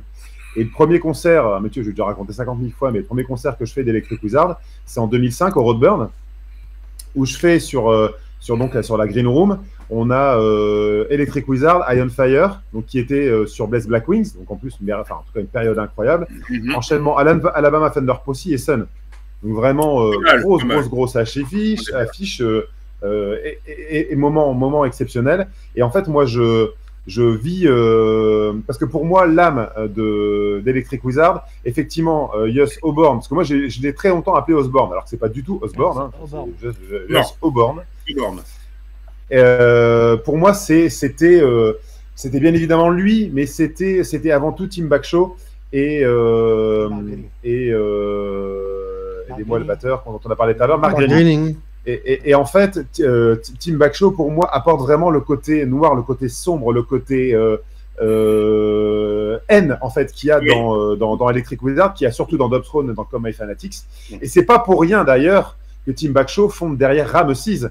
Et moi, je suis vraiment... tu vois, Misanthropic Alchemy, moi, ça enterre tout... C'est l'un des plus gros le reste de Doom Dark qui a jamais été sorti. Et moi, ça enterre toute la discographie suivante d'Electric Wizard, sans problème. Simple. Il y a ce côté mystique, comment dire, très sombre, brut. Il y a un côté brut. Pour moi, l'album de Rameses, Misanthropic Alchemy est l'apogée de ce qu'aurait peut-être dû faire Electric Wizard, même si, on va pas se mentir, Dob's Throne, qui a été lui quand même meilleur album des années 2000, hein, il me semble, par le magazine, et quand même le précurseur de ça. Mais par contre, l'extrême de ça, c'est Ramesis, c'est vraiment Misanthropic Alchemy. Ramesis, vraiment, ces deux albums-là, Misanthropic Alchemy et Take the Curse, je les trouve vraiment exceptionnels. Et je mettrais même ensuite en parallèle l'autre groupe de Adam Richardson, Eleven Paranoias, qui est aussi pour moi une sorte d'émanescence un peu de tout ça, du côté psychédélique et sombre. Plus psyché, on est d'accord, hein, mais sombre d'Electric Wizard. Et je trouve que la suite de la carrière d'Electric Wizard, il y a des trucs sympas dans quasiment tous les albums, à part Wizard Bloody Wizard, qui est nullissime, nullissime. Mais je trouve que c'est du folklore. Et c'est pas péjoratif quand je dis ça, c'est marrant le folklore, c'est marrant les films des années 70, les films d'horreur, les meufs à poil. Oui, c'est rigolo. Enfin, si tu veux du sérieux, si tu veux du sombre, si tu veux de la haine pure, et on pourra rentrer après dans Dobbs Throne qui évoque tout ça. Enfin, la moitié de l'album, il est composé par Tim Bagshaw. We Hate You, c'est Tim Bagshaw qui l'a composé. Et ça, pour moi, c'est le Electric Wizard que j'adore. Et fin de mon intro. C'est composé par Bagshaw, mais c'est maîtrisé par Aubourn. Hein. Parce que si ça avait fini comme ce que voulait Bagshaw, ça aurait pas fait son là, je te dis tout de suite. C'est pour ça d'ailleurs qu'ils sont. Mais Bagshaw l'a déjà dit plein de fois, même quand après il s'est barré et qu'il a fait ses trucs, il me semble, il a dit que Dobbs Throne, en gros, c'est Aubourn avait perverti entre guillemets ce que lui voulait faire. Donc, mais du coup, aucun des deux n'était content parce qu'aucun des deux voulait faire la même chose. C'était marrant. Mais c'est ce qui fait que ça fait un grand album. Moi, j'ai une théorie là-dessus. J'aimerais bien vous entendre, les gars. Il y a un truc qui est vachement marrant, c'est qu'il a. J'ai vu Aubourn à un moment là quand je préparais le truc, je crois que c'est sur Wikipédia où il y a une déclaration d'Aubourn qui dit Bagshaw disait que il voulait du chant à la Nirvana machin. Oui, mais je voulais parler de ça. Je me dis putain les mecs, faut pas exagérer. Et en réécoutant Dobbs Throne, je fais mais ouais, en fait si, je vois ce qu'il veut dire. On arrête tout de suite, c'est pas ça du tout l'histoire. Pour moi, faut débunker ce truc-là, c'est une énorme connerie. C'est pas Nirvana. Non, si, c'est totalement possible. Et Guillaume, ce n'est pas Nirvana. C'est qu'on est en 2000 et que l'année précédente, il y a Linkin Park qui sort son album et que Bagshaw aurait dit à Aubourn qu'il voulait mettre des samples, des tweets, et il n'arrêtait pas d'écouter Linkin Park en disant c'est ça qu'il faut faire. Oui, mais alors là, on est sur un autre truc. Moi, je suis sûr, on parle pas la même chose. Et Bruno voulait lui casser la gueule en disant on fera pas ça et qu'il s'est Oui, mais moi, j'y crois pas. Alors, moi, je pense que. Ou alors, c'est une blague. Pour moi, c'est un troll. Pour moi, c'est un troll. Quand tu vois les morceaux qu'il a composés sur Dobbs Throne, à aucun moment, il peut être sérieux en disant je veux faire du Linkin Park. Ce que je trouve très intéressant, c'est que pour avoir côtoyé Aubourn plusieurs fois, et je l'ai fait en interview plusieurs fois, et j'ai passé du temps avec lui, je pense que c'est un immense mytho. Et que c'est un mec qui réécrit vachement son histoire pour avoir l'air marrant, intéressant, intelligent, etc. Ça m'étonnerait qu'il ait mis du Linkin Park. Voilà. Et donc je pense que toutes ces phrases là, je pense que tous ces trucs là, c'est des trucs d'Aubourn en vengeance contre Bagshaw pour le faire passer pour une merde. Par contre, pour le truc de Nirvana, en fait, putain, il a raison. Il y a un truc. Il y a un truc grungy dans le chant. Voilà, qui pour moi, je fais putain, non, en fait, il a raison. Il y a un truc, je pense qu'il y a quand même pensé. Par contre, on me fera pas, excusez-moi, hein, j'ai réécouté cet album-là, et sur Funeralopolis, Funeralopolis, déjà, souvent, il y a les riffs qui sont similaires à quelques trucs. Tu retrouves le riff de Funeralopolis sur Witchcraft Today, sur truc. Pour mettre les trucs simples, Funeralopolis, c'est l'empreinte de tous les riffs qui vont suivre. Donc de The Chosen Few, de Legalize Rage and Murder, de Black Massive. C'est tout le temps le même riff. Aubourn, il fait tourner le même riff H24 en boucle et il change un ou deux petits trucs. Et je me demandais où ça venait. Et je l'écoute, et à un moment, à force d'écouter les Wizards, je me suis dit, putain, ça va, Mathieu. Je me dis, ça me rappelle un truc. Et vous savez ce que ça me rappelle? Tu vas pouvoir le mettre, Mathieu. Si c'est Black Sabbath, ouais, s'il te plaît. Non, alors, les Black Sabbath, écoutez bien le riff de Witchcraft Today, qui est emprunté à Funeralopolis, et écoutez la troisième partie de Starship Troopers, du groupe Yes.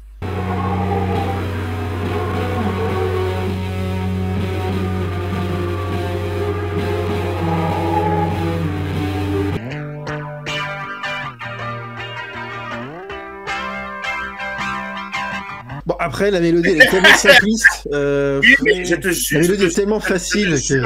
J'écoutais ce morceau de Yes et je me suis dit, c'est pas possible.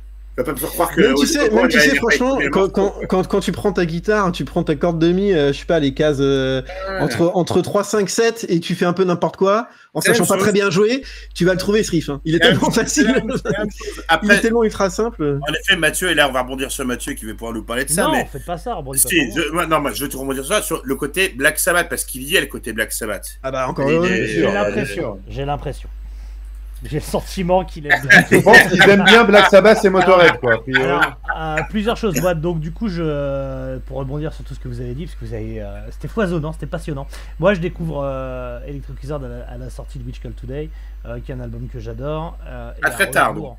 Ouais. Bah 2007, ouais. Et à rebours, je découvre comme My Fanatics et Dobsthrone et tout le reste, que je vais jusqu'à acheter les démos de Lord of Putrefaction que j'ai écouté en boucle. Donc vraiment, je connais vraiment très bien. Et vous avez parlé de Ramesses et Eleven Paranoias et compagnie. C'est super intéressant ce que tu as dit, PA, et c'est très vrai sur en fait. Et vraiment, il y a des groupes comme ça. C'était le cas aussi avec Sleep. Quand Sleep se sépare et ça devient Home et On Fire, tu as vraiment le sentiment que deux mamelles de Sleep sont téléportés qui font deux groupes différents. Là, c'est vraiment ça aussi, quoi. T'as toute la noirceur et la misanthropie d'un côté qui est fascinante, et je comprends complètement. Moi, je suis complètement happé par ces albums qui me terrorisent en fait. T'écoutes Ramesses dans le noir au casque, vraiment. C'est incroyable. Et en même temps, le côté, je sais pas, plus pop, le mot est fort. Psychédélique, quoi. Plus psychédélique. Non, psychédélique, c'est. Il y a quand même, c'est du Electric Wizard lycée à partir de Witch Call Today. C'est quand même, il y a des refrains très travaillés. Le côté grunge dont tu parles, on peut le trouver aussi dans mais moi, ce que je trouve passionnant, parce que justement, moi, j'ai découvert du coup, je pense à peu près en même temps que toi, Mathieu, donc au plus tard que nos deux amis aussi. Je pense parce que je me souviens pas exactement, mais c'était au moment de Witch Call Today ou pas loin, quoi. Mais moi, je pense vraiment que je pense que Jess Auburn se libère à ce moment-là et qu'on a vraiment ce qu'il a toujours voulu faire et que c'est pour ça que ça marche quand même. Alors je comprends que ça vous manque ce qu'il y a avant mais moi par exemple du coup je trouve qu'il atteint un truc avec Witch Call Today qui est vraiment incroyable. Moi, quoi. Même si on est d'accord qu'il atteint exactement ce qu'il veut faire. On est d'accord que effectivement le fait que les autres soient partis quelque part le libère pour faire ce qu'il veut faire. C'est ça. Mais je trouve que on a, et ça je suis complètement d'accord avec toi, j'ai pas de problème avec ça. Ça me parle moins, mais après chacun pour le coup chacun mes goûts.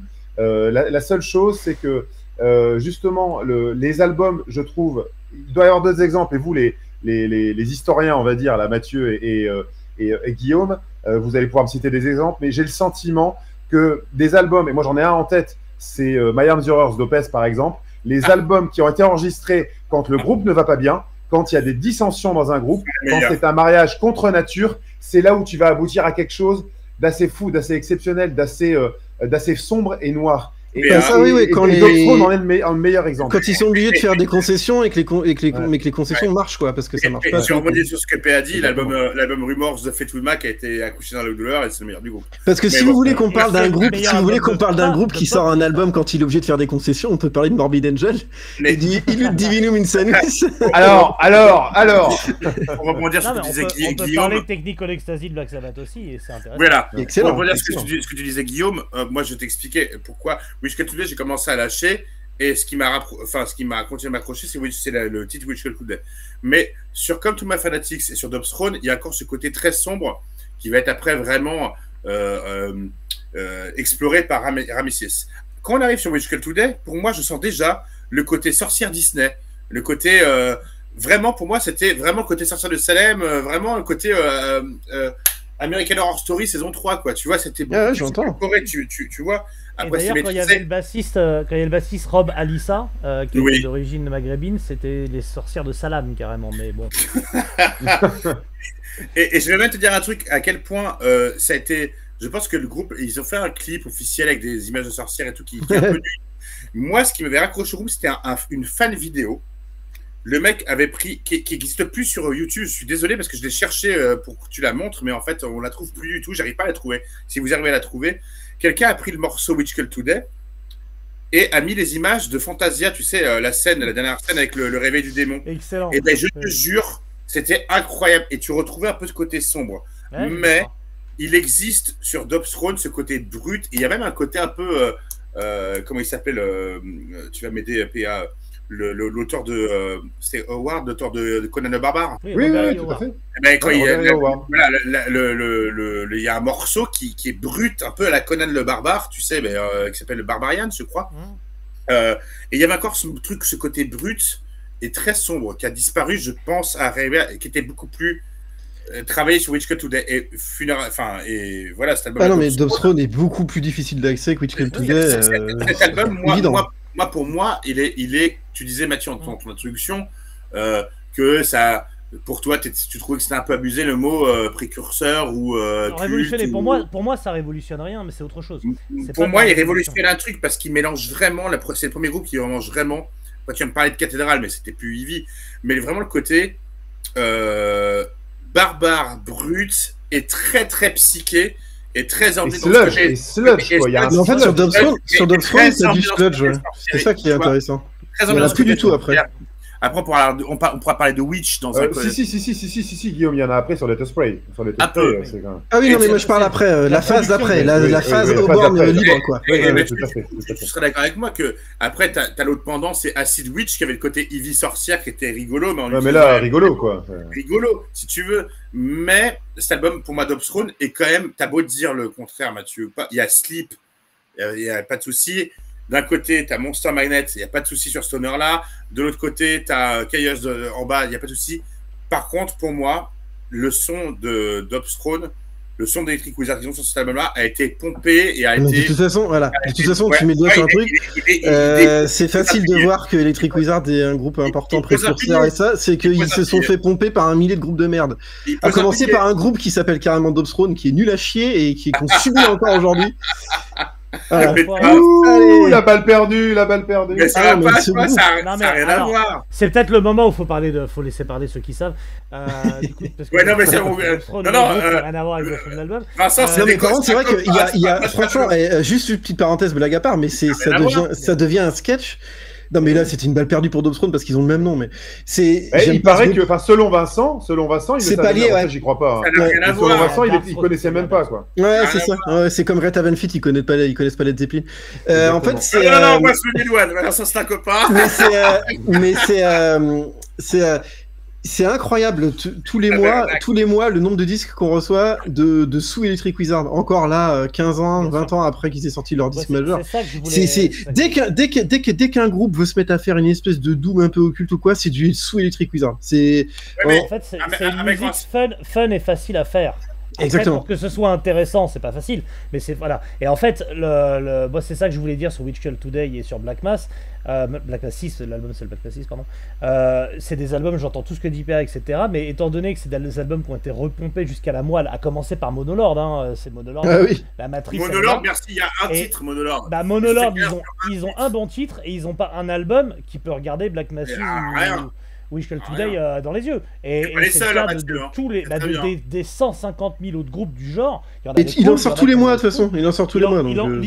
Littéralement, toi tu le sais dans Regarde, j'essaie d'en chroniquer un ou deux et j'en ai suite de côté tous les mois. Ah mais c'est un truc de malade. C'est du sous Electric Wizard 6 sur 10.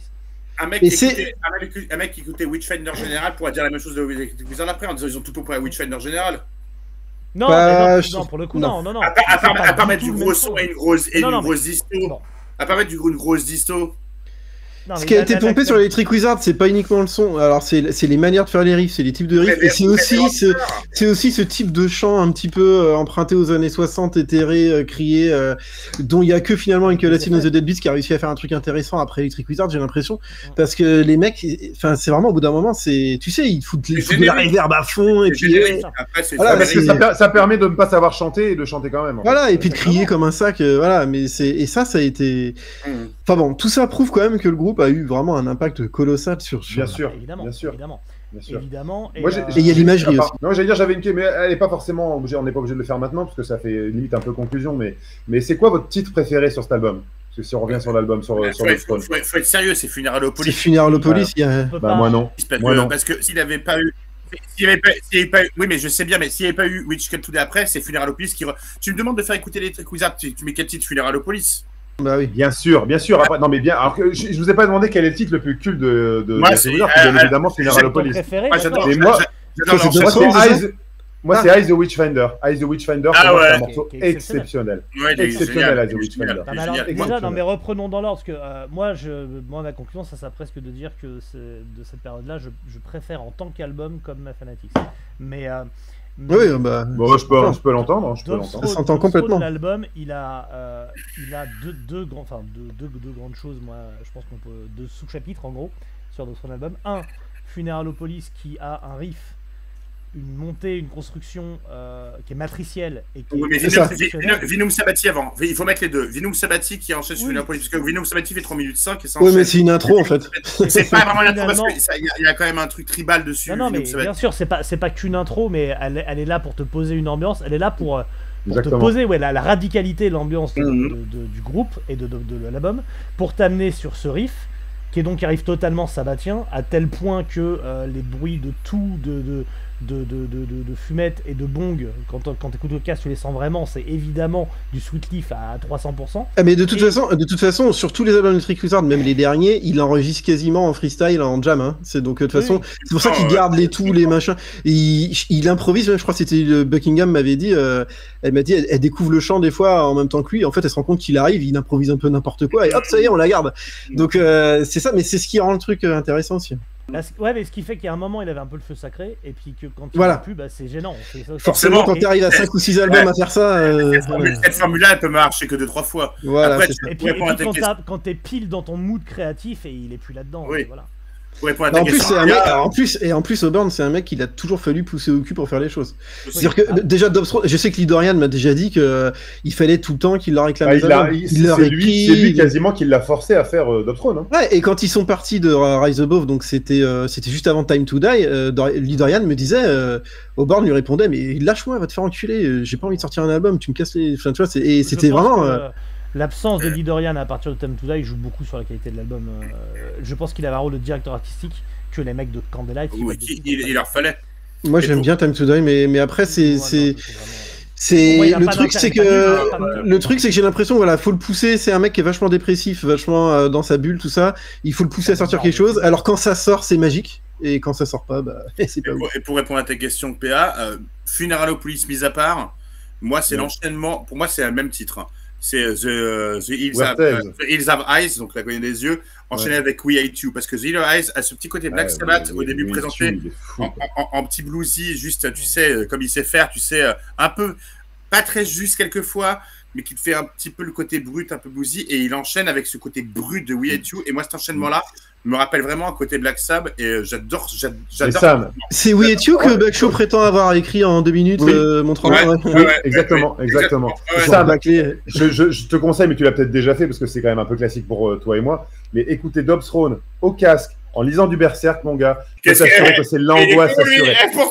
C'est pour ça que je te dis ça. Mais t'as peut-être pas écouté, t'as peut-être pas lu Berserk en écoutant. Alors, je peux te sortir un message, je vais pas te le sortir, mais un vieux truc, le post Facebook, quand des Berserk était sorti, un vieux volume, je m'étais fait le Berserk en écoutant d'abord Electric Wizard et Ramsès. Et pour moi, Ramsès, l'album Misanthropic Alchemy, et l'essence même de ça. C'est vraiment. Mais vous aimez Serpentine Pass parce que moi je trouve ça naze.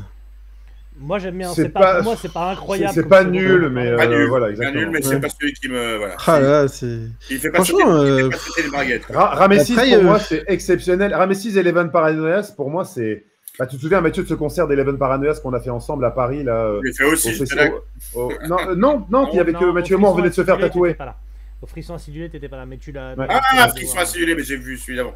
Mais on allait pour parler de Dobstron. Donc With the Dead, c'est parce que alors non mais With the Dead on peut en parler 2 secondes. Le premier album les gars, c'est n'importe quoi. On en parlera plus tard. Il y a Backshaw et Greening sur With the Dead sur le premier album. Les gens qui connaissent pas le groupe et le deuxième album, Guillaume. Non, moi je vous parle de l'album de Ulcerate qui est sorti, qui est exceptionnel. Ça tombe bien, Mathieu déteste. Non, c'est n'importe quoi. Tu m'as dit que c'était nul à chier, Mathieu. Enfin, mais comment tu m'as dit que t'aimais pas du tout. Ah oui, Ah si, Mathieu, je vais te retrouver le post Facebook, t'as dit que c'était pas bien. Ils enflammaient beaucoup trop, j'ai écouté le dernier. C'est pas exceptionnel, mais le dernier est cool. Ah non, mais qu'est-ce que c'est c'est pas exceptionnel, les gars, soyez sérieux, mais bon, mais c'est cool. Ah non, sois sérieux, toi. Mais non, mais le mot exceptionnel, c'est. Et toi d'abord. Colomboigny, il est exceptionnel aussi, allez-y, les gars. Non, il y a un moment, il faut remettre les choses dans son contexte. Exceptionnel. C'est comme Spectral Voice, hein, t'aimes pas du tout. Moi, je trouve que l'album est exceptionnel. Il m'a fait chier. Ce type. Il a 60 albums exceptionnels par an, c'est ça le problème. Voilà, c'est PA. Ah non, le Spectral, j'aime bien. C'est ça d'écouter la musique, Guillaume. Spectral, c'est super bien. Je l'ai le premier album, j'ai pas encore écouté le second. Spectral Voice. Donc, Spectral Voice, ok. Electric Wizard, Dobstron, année 2000, Mathieu, le tournant. Le tournant. En plus, c'est littéralement le tournant. C'est littéralement le tournant. Année 2000. Dobstron, c'est un album vraiment radical. C'est de loin celui que les gens préfèrent, et si tu prends les stats Spotify, le plus écouté d'Electric Wizard. Pourtant, c'est un album quand même très très exigeant, avec des moments drone, avec des moments Vraiment, enfin, il y a une ambiance, on l'a dit, hein, qui est très radicale. Ouais, moi, je dirais Sludge, vraiment Sludge, comme il y en aura vraiment après.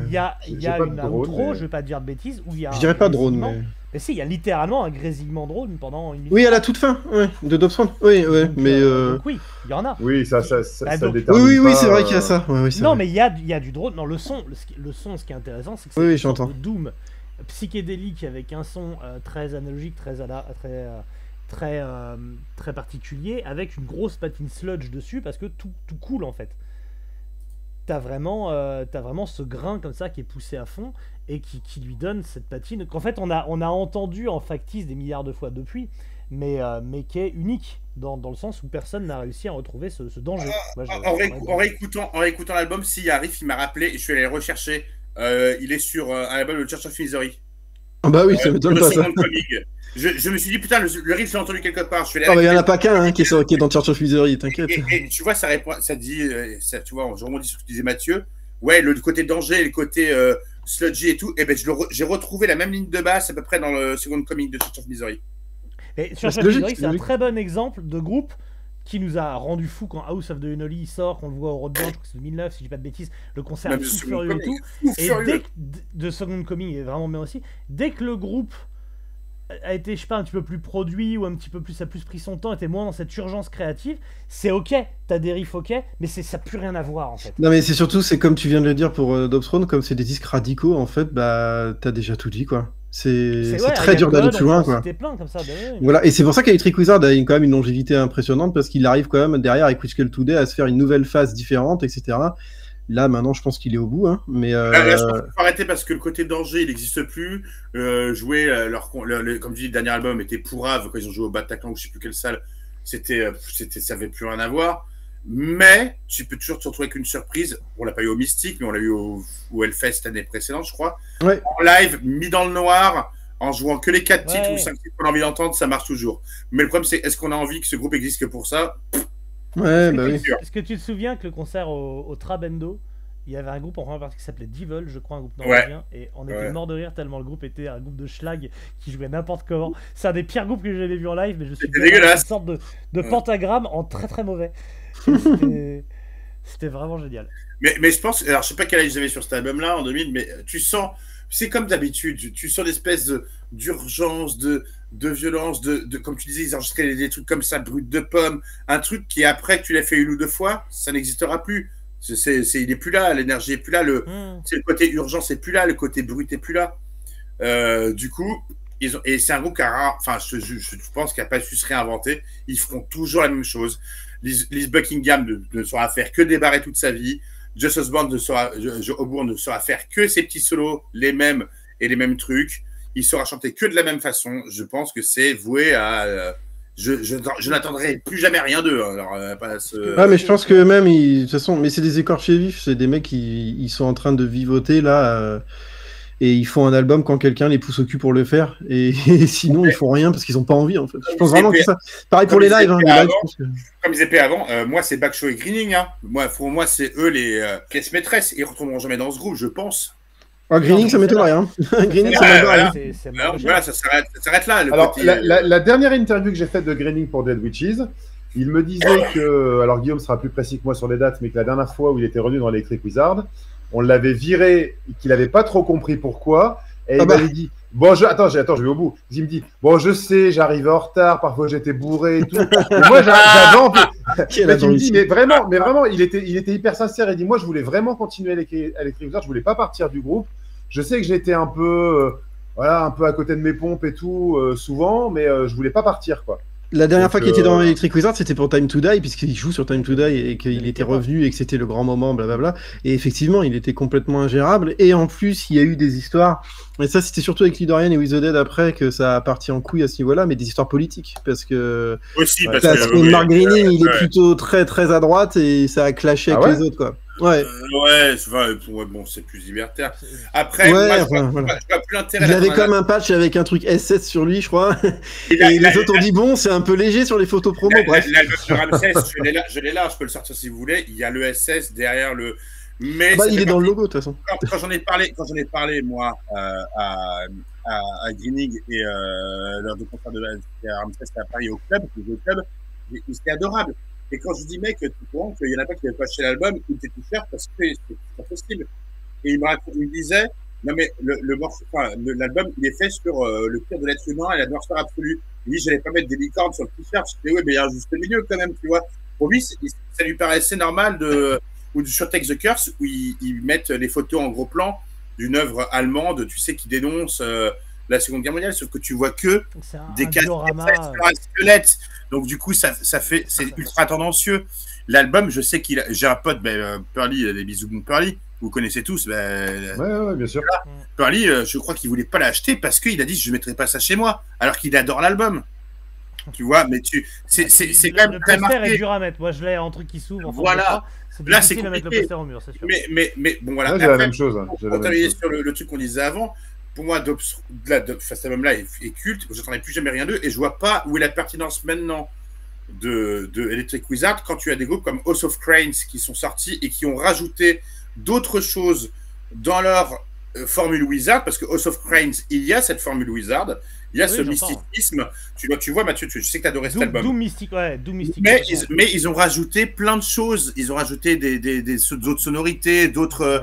Et je pense que ça, que Electric Wizard en est incapable de rajouter ce genre de trucs. Moi, je m'ennuie un peu avec Mathieu m'en a déjà parlé plein de fois, mais je m'ennuie un peu. L'album est long. Mais si tu prends des titres par-ci par-là, moi j'ai écouté la dernière fois dans le TGV en 45 minutes, mec, j'étais possédé.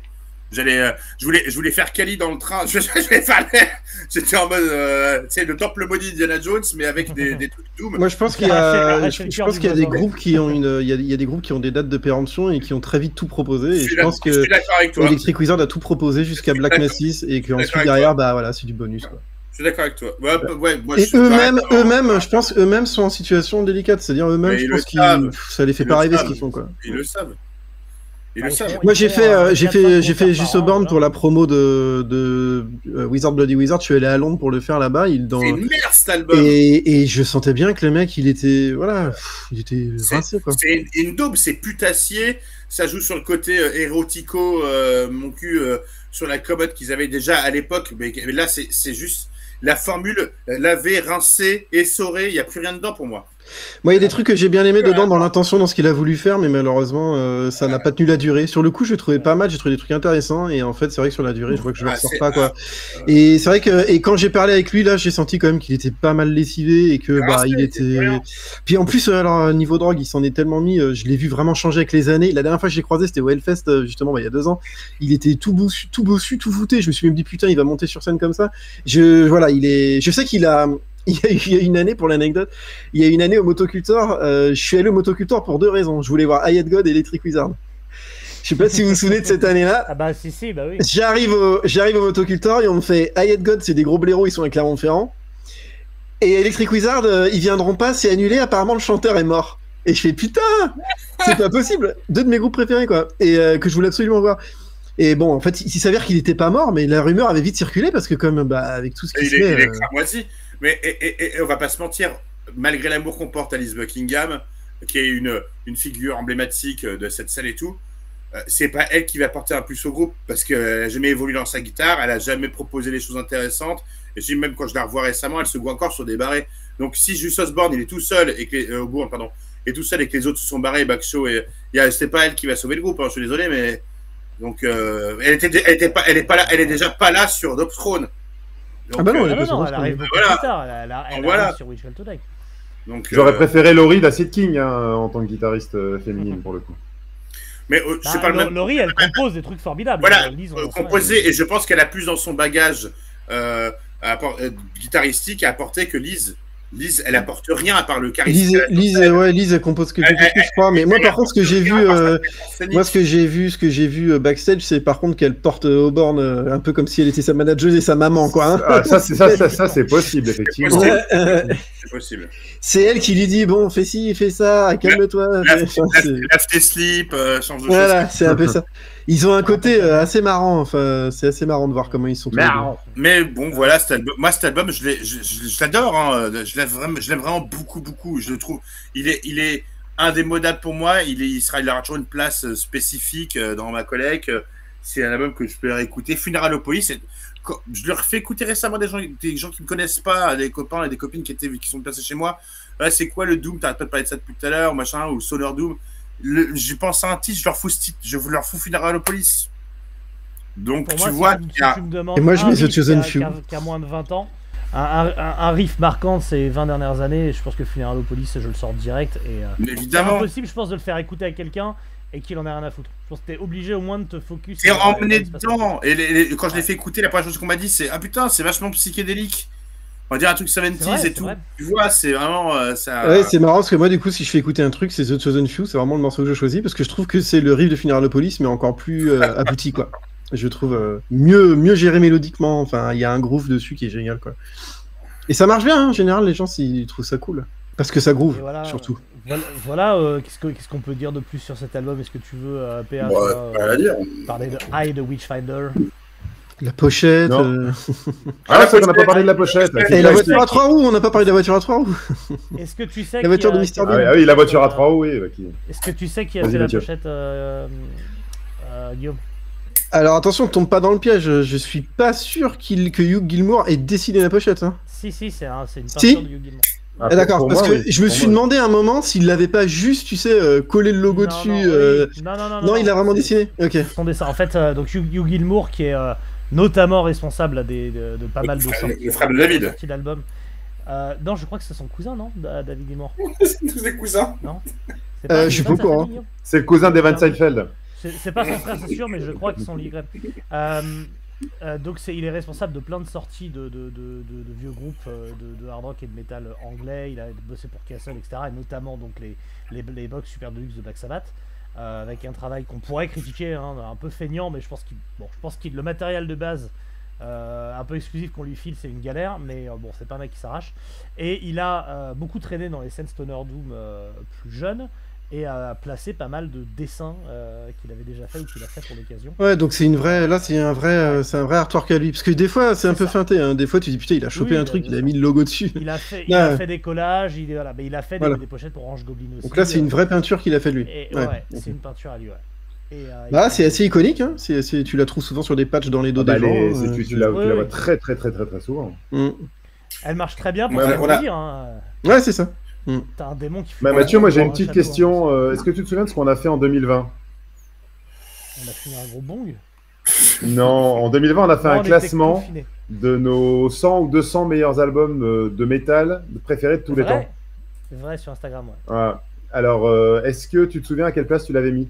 Sans tricher, sans le réévaluer, sans machin. Non, je me souviens pas, mais je dirais autour de 40-50.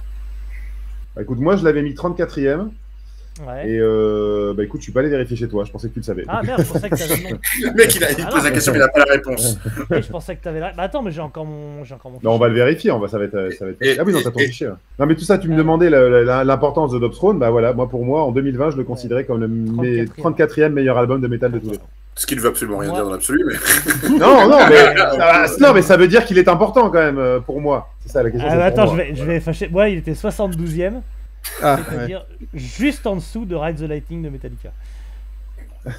Fallait le mettre 66e, par principe. Ce qui confirme ce que vient de dire Sam, ça n'a aucun sens. Ça n'a aucun sens. On vous parle du 34e meilleur album de... Non, ça veut rien dire. Oui, mais classé c'est cool. Et bien en dessous de classé, c'est la vie, Pentagram, qui était 25e. Bon bref. Donc ouais. Voilà. Non, c'est un an. Est-ce qu'il faut vraiment qu'on conseille Dobsthrone aux écouteurs? Parce que maintenant, il paraît qu'il faut dire les écouteurs. Si Mathieu a la ref.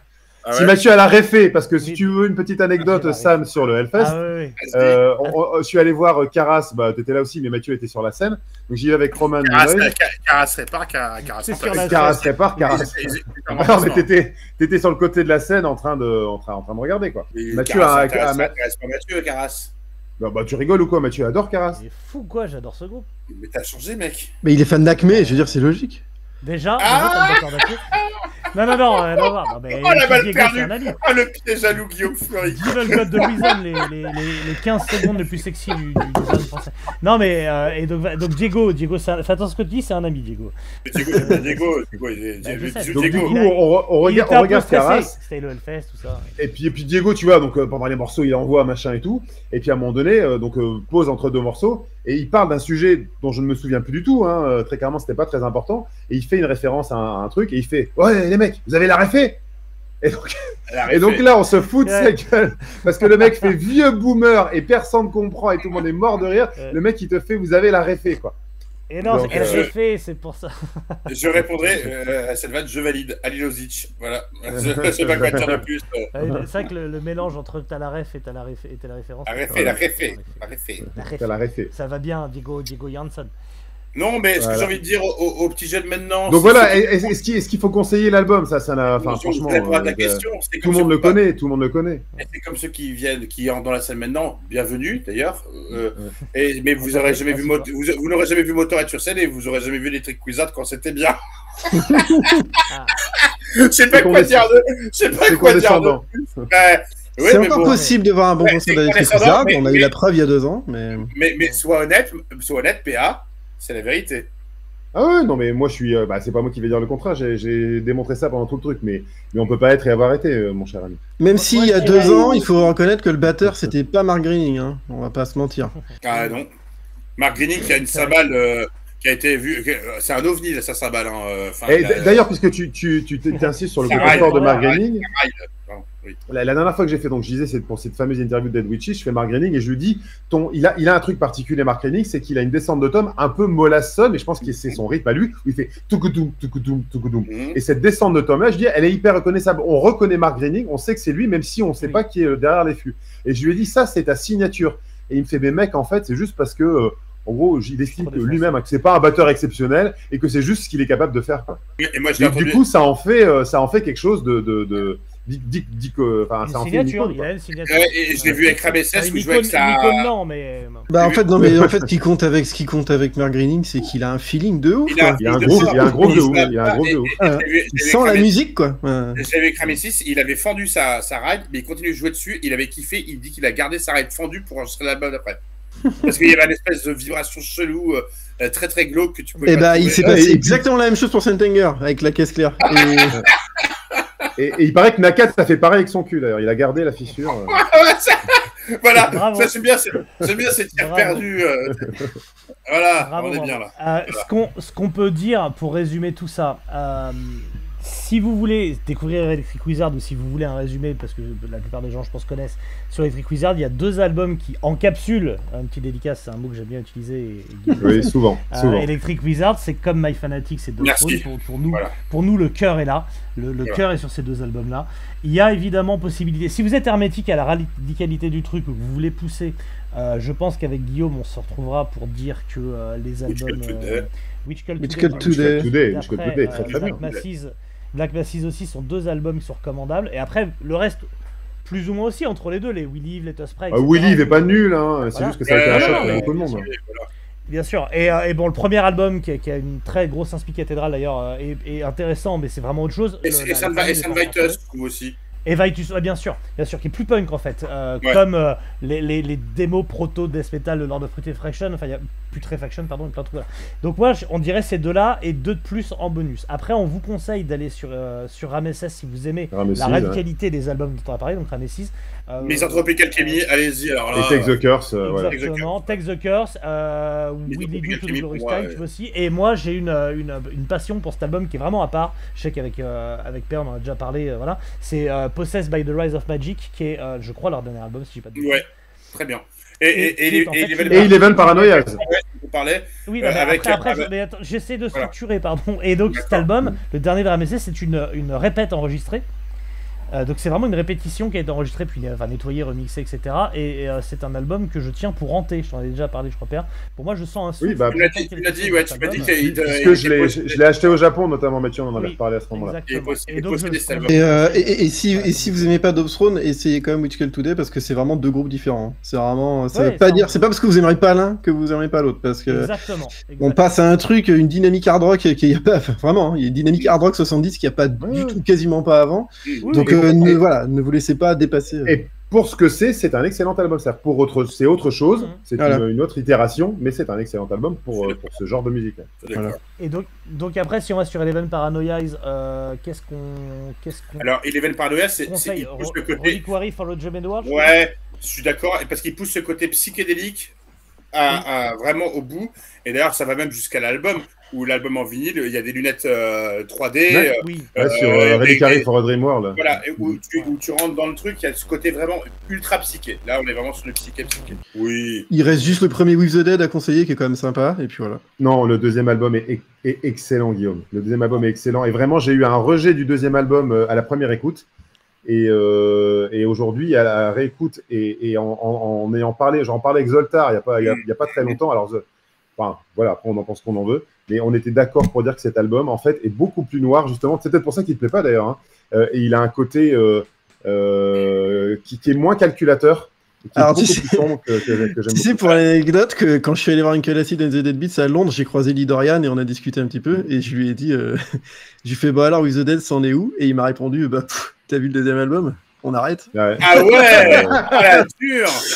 Genre, c'est voilà. Pour moi, With the Dead, c'est comme Acid Witch et Wooden Menace, c'est des groupes de canapé. C'est des groupes que j'ai écoutés et en live, j'ai toujours été déçu. Ah ouais, même pas Wooden Menace? Wooden Menace, je me souviens du concert qu'on a vu Poivre, mec, au Glazart, c'était nul ce concert. Le batteur, il avait dû apprendre les trucs juste avant. C'est vrai, mais au Roadburn, moi j'ai souvenir d'un bon concert au Roadburn. Ah bon?